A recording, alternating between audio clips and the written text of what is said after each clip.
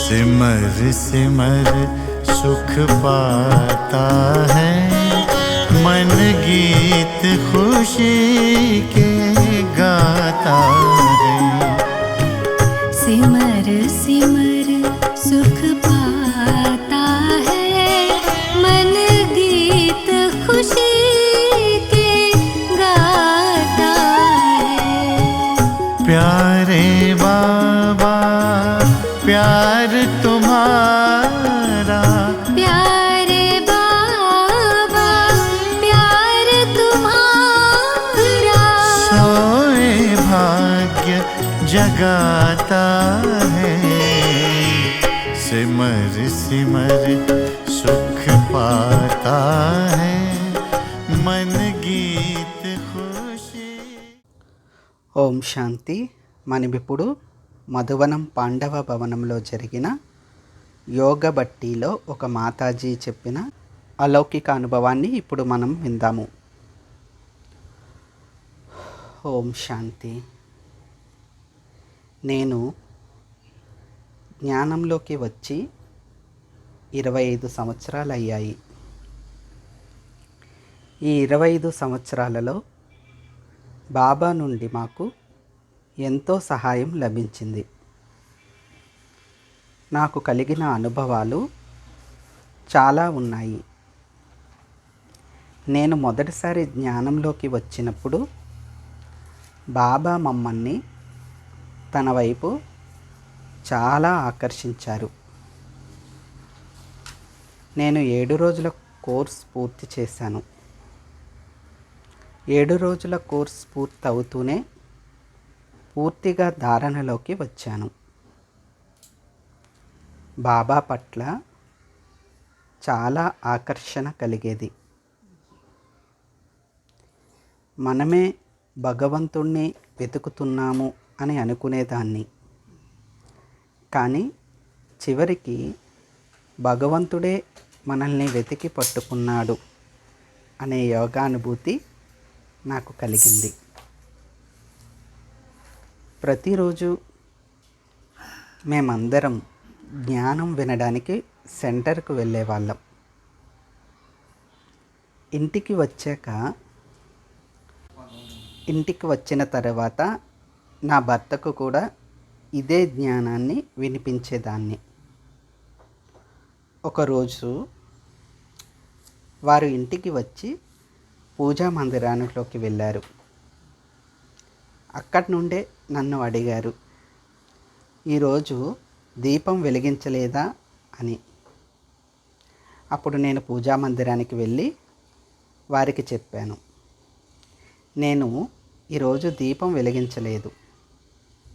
ఈ శివలింగం మరియు పూజా సామాగ్రి అన్నిటినీ గురించి నేను వారికి వివరించాను. ఇంకా నేను వారితో చెప్పాను, సరే ఇప్పుడు మీరు కూర్చోండి, నేను మీకు సత్యమైన భగవంతుడి పరిచయాన్ని చెప్తాను. మీరు ఏదైతే చూస్తున్నారో ఈ శివలింగం రాతితో చేసినది. కానీ నిజమైన మహాదేవుడు పరంపిత శివ పరమాత్మ, వారు చైతన్య జ్యోతి స్వరూపుడు అని వారికి చెప్పాను. అప్పుడు వారికి కూడా జ్ఞానం పట్ల సముఖత కలిగింది, అభిరుచి ఏర్పడింది. ఆ విధంగా నా భర్తకు కూడా నేను జ్ఞానం చెప్పాను. దాంతో మా కుటుంబం మొత్తం జ్ఞాన మార్గంలోకి అడుగులు వేసింది. మాకు 3 పిల్లలు ఉన్నారు. నేను, నా భర్త, పిల్లలు అందరం కలిసి జ్ఞానంలోకి వచ్చి ధారణలో స్థిరపడ్డాము. ఎప్పుడైతే 7 రోజుల కోర్స్ పూర్తి చేశామో ఇక మేము అప్పటి నుండి ఎవరి ఇంట్లోనూ నీళ్లు కూడా తాగలేదు, బయట ఎక్కడా భోజనం చేయలేదు. బాబా మాకు అడుగడుగున ఎంతో సహాయం చేస్తున్నారు. మేము ఎక్కడికైనా వెళ్తే మనం బ్రహ్మకుమారీస్కు వెళ్తున్నామని ఎవ్వరికీ చెప్పొద్దు అని నా భర్త అనేవారు. సైలెన్స్గా ఉండు, ఏమీ మాట్లాడకు అని చెప్పేవారు. కానీ నేను అలా ఉండలేకపోయేదాన్ని. నేను మాత్రం ఎవరినైనా కలిస్తే వారికి తప్పకుండా బాబా పరిచయాన్ని వినిపించేదాన్ని. ఏ వివాహానికి వెళ్ళినా, ఏ కార్యక్రమానికి వెళ్ళినా కనీసం ఒక్కరికైనా బాబా గురించి చెప్పి ఇంటికి వచ్చేదాన్ని. నాకు బాబా చాలా అనుభవాలను కలగచేశారు. ఒకసారి నా కుమారుడు చదువు పూర్తయ్యాక అహ్మదాబాద్లో 6 నెలల ట్రైనింగ్ కోసం వెళ్ళారు. ఒకరోజు నేను అమృతవేళ యోగంలో కూర్చున్నప్పుడు సరిగ్గా 4 గంటలకు బాబా నాకు ఒక దృశ్యం చూపించారు. ఆ దృశ్యంలో నా బిడ్డకు ప్రమాదం జరిగినట్లుగా స్పష్టంగా కనిపించింది. వాస్తవానికి ఆ ప్రమాదం ఉదయం 10 గంటలకు జరిగింది. కానీ నాకు అమృతవేళ యోగంలో 4 గంటలకే బాబా ఆ దృశ్యాన్ని చూపించారు. నేను వెంటనే నా భర్తను నిద్ర నుండి లేపి, లేవండి లేవండి, దీక్షిత్కు ప్రమాదం జరిగింది అని చెప్పాను. అప్పుడు వారు నన్ను అడిగారు, ఫోన్ ఏమైనా వచ్చిందా అని. నేను చెప్పాను, లేదు ఫోన్ రాలేదు, కానీ బాబా నాకు ఒక దృశ్యం చూపించారు అని అన్నాను. అప్పుడు వారు నాతో అన్నారు, ఇదంతా నీ భ్రమ, ఏమీ జరగలేదు, ఇప్పుడే ఫోన్ చేసి కంగారు పెట్టకు అని అన్నారు. సరే, వారు చెప్పినట్లు నేను ఫోన్ చేయకుండా ఉండిపోయాను. కానీ నా మనసంతా నా బిడ్డపైనే ఉంది. బాబా నుండి శక్తిని తీసుకుని ఆ ఆత్మకు నిరంతరం శక్తివంతమైన శుభ సంకల్పాలను ఇస్తూనే ఉన్నాను. నా శుభ సంకల్పం మొత్తం ఆ ఆత్మపైనే ఉంటూ ఉండేది. బాబా నుండి శక్తిని తీసుకోవటం, ఆ ఆత్మకు నిరంతరం శాకాష్ ఇవ్వటం, ఇదే ధ్యాసలో ఉండిపోయాను. ఉదయం 10 గంటల వరకు నా ఈ సంకల్పాలు ఆగకుండా కంటిన్యూ అయ్యాయి. ఆ ఆత్మకు శాంతి తరంగాలను పంపుతూ తన అసలు స్వరూప స్థితిలోకి చేరుకోవాలని, స్పృహలోకి రావాలని బాబాను స్మృతి చేస్తూ ఉండిపోయాను. కరెక్ట్గా అదే సమయంలో నిజంగానే ఉదయం 10 గంటలకు ప్రమాదం జరిగింది. అక్కడ చెప్పారు, ఒక అమ్మాయి వాహనం మీద నుండి కింద పడిపోయి స్పృహ కోల్పోయింది.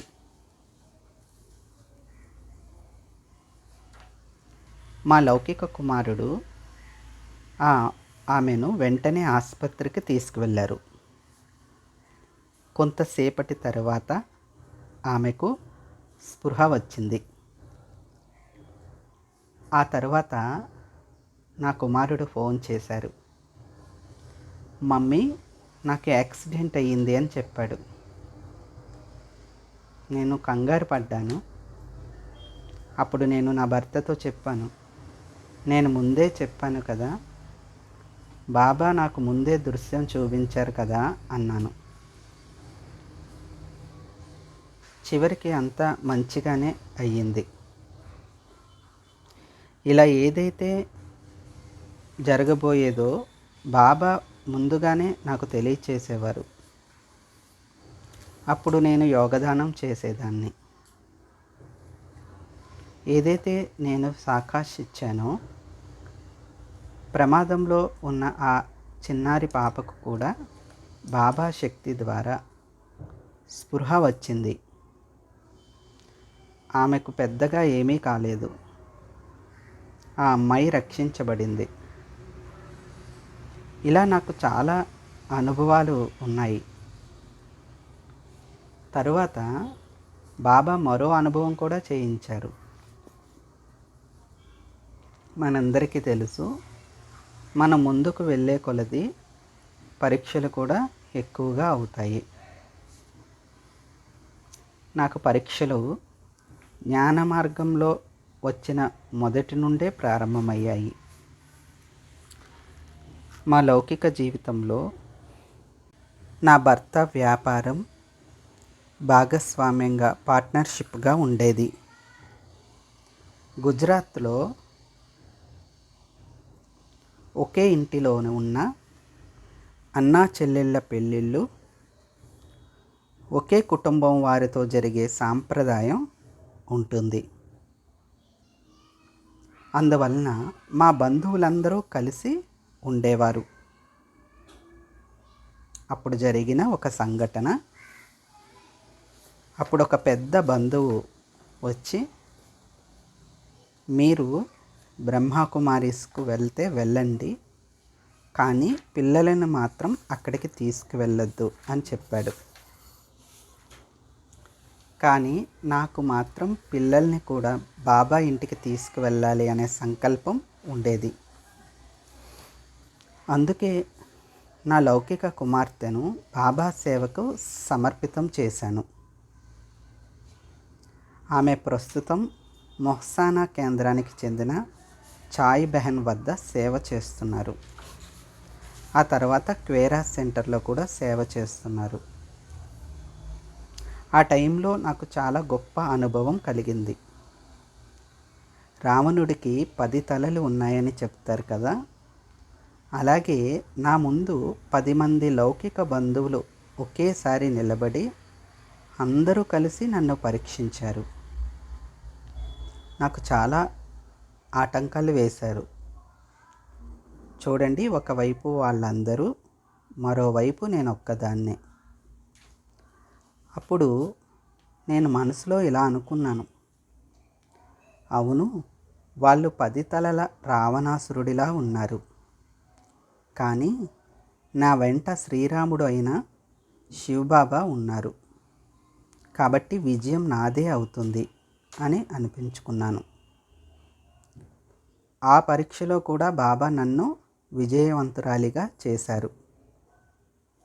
ఎంత కఠినమైన పరీక్ష వచ్చినా సరే ప్రతి క్షణం బాబా నన్ను కష్టపడేలా చేసి చివరికి ఆ పరీక్షలో ఉత్తీర్ణరాలుగా చేశారు.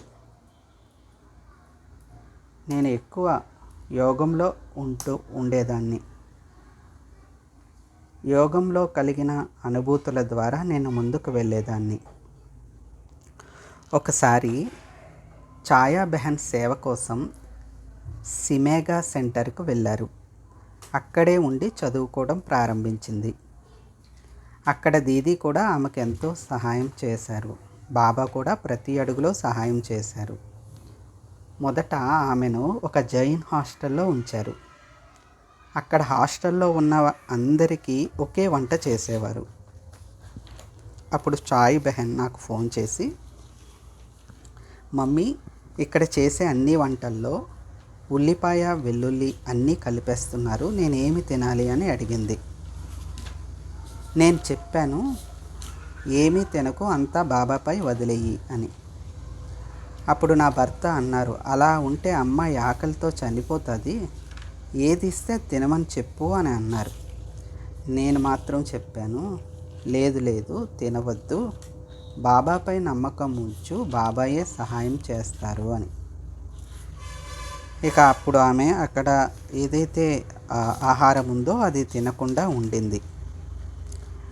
4 రోజుల పాటు అలాగే అక్క దాదాపు ఆకలితోనే ఉంది. ఇంటి నుండి తీసుకెళ్లిన కొద్దిపాటి అల్పాహారం మాత్రమే తిని రోజులు గడిపేసింది. తర్వాత నేను చాయ్ బెహన్కు చెప్పాను, మేనేజ్మెంట్ దగ్గరికి వెళ్ళి నీ పరిస్థితి చెప్పు, అప్పుడు ఆమె వెళ్ళి అక్కడ మేనేజ్మెంట్ వారిని కలిసి నేను ఈ పదార్థాలను తినలేను అని చెప్పింది. అప్పుడు వారు చెప్పారు, సరే అయితే నీ కోసం ప్రత్యేకంగా ఒక వంటగది ఏర్పాటు చేస్తాము అని. అలా అక్కడ ఒక విద్యార్థి కోసం ప్రత్యేక వంటగదిని ఏర్పాటు చేశారు. మరి ఇది బాబా సహాయమే కదా. అలా 4 సంవత్సరాల పాటు ఛాయా బెహన్ కోసం ప్రత్యేకంగా వంట జరిగేది.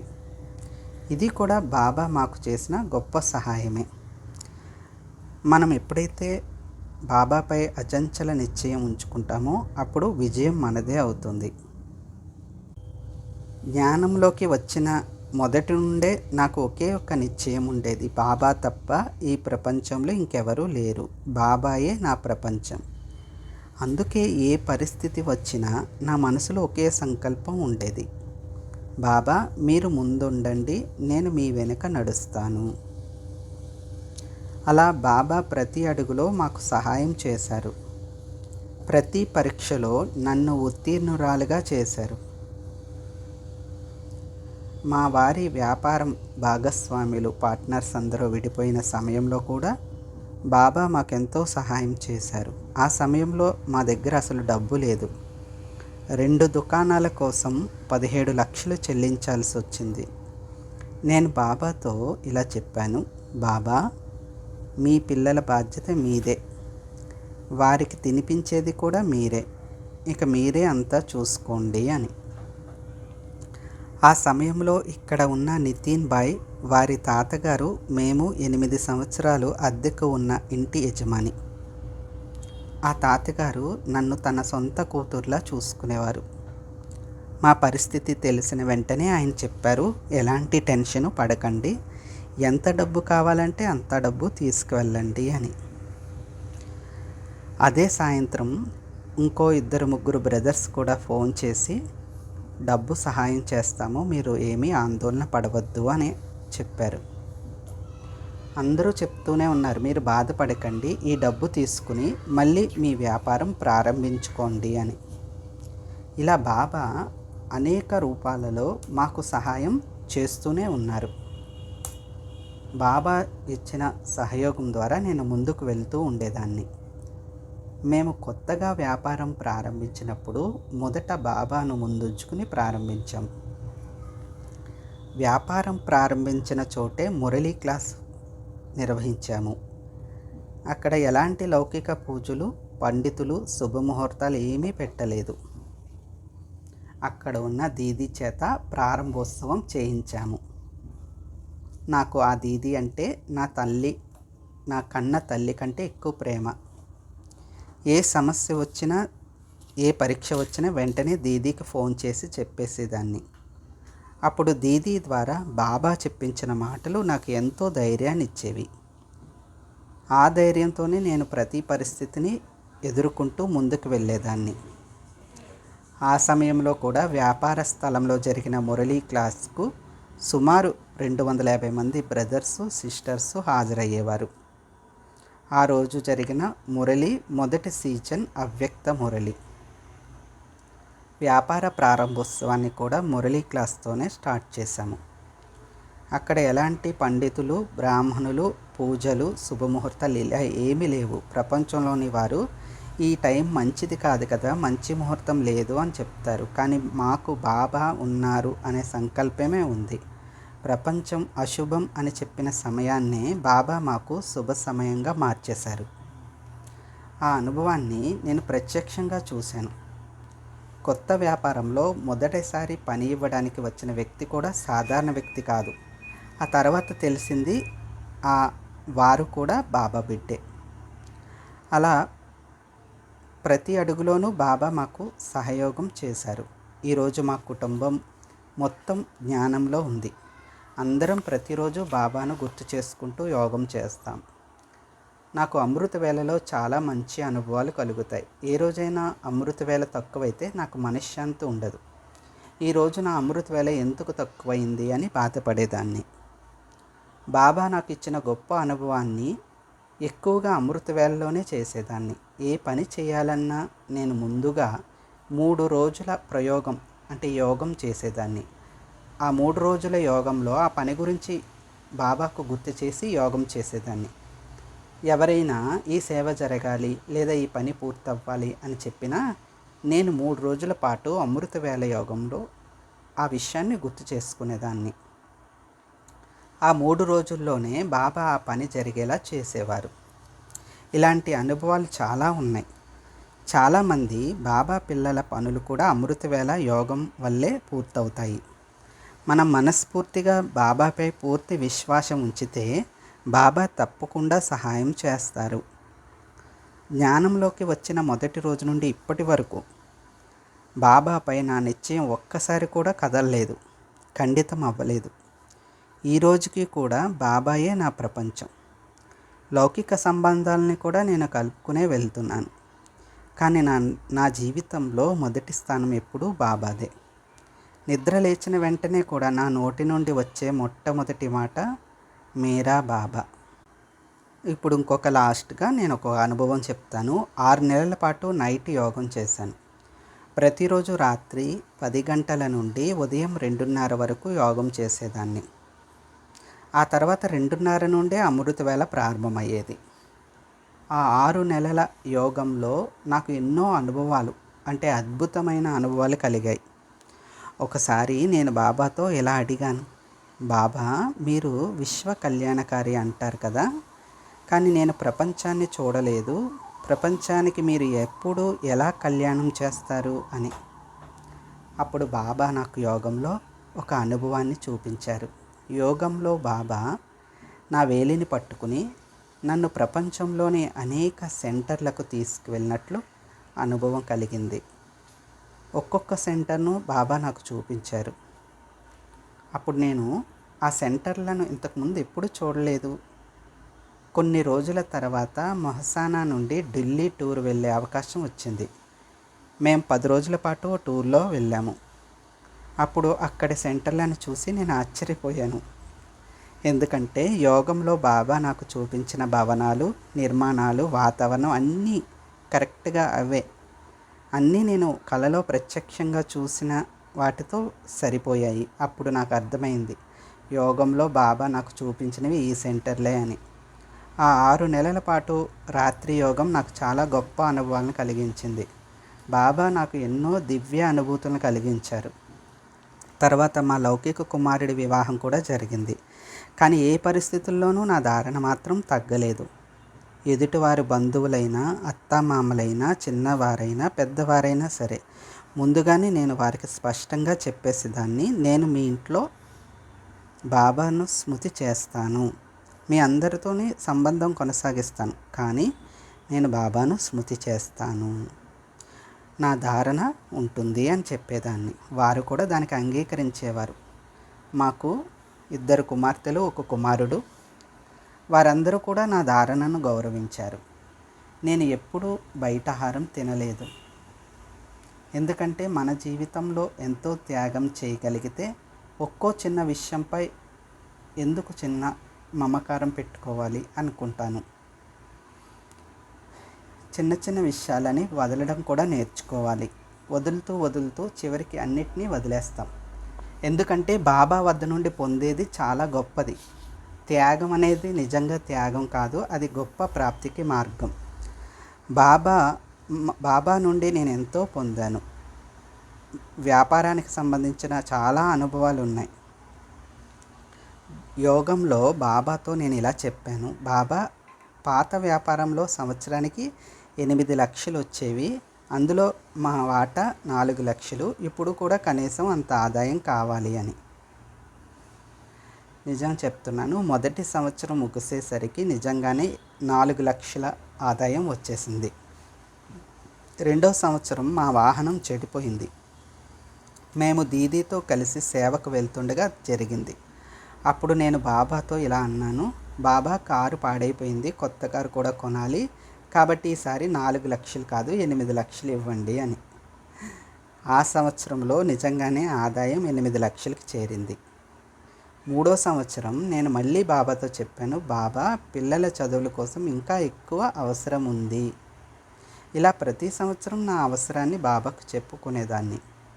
దాదాపు 5 సంవత్సరాల పాటు నేను ఎంత మొత్తం రాసి బాబాకు యోగంలో చెప్పేదాన్నో అంత మొత్తం కూడా బాబా ఏర్పాటు చేశారు. తర్వాత నా భర్తతో చెప్పాను, ఇకపై మన అవసరాలను బాబాకు చెప్పి బాబాను ఒక పరిమితితో కట్టేయకూడదు, బాబాను బంధించకూడదు. బాబా స్వేచ్ఛగా ఉండాలి, మరొకరి సహాయం కోసం కూడా ఆయన పని చేయాలి కదా అని అనుకున్నాను. అలా మేము మా వ్యక్తిగత కోరికలను బాబాపై మోపడం కూడా మానేశాము. ఓం శాంతి. सुख पाता है मन गीत खुशी के गाता है। सिमर सिमर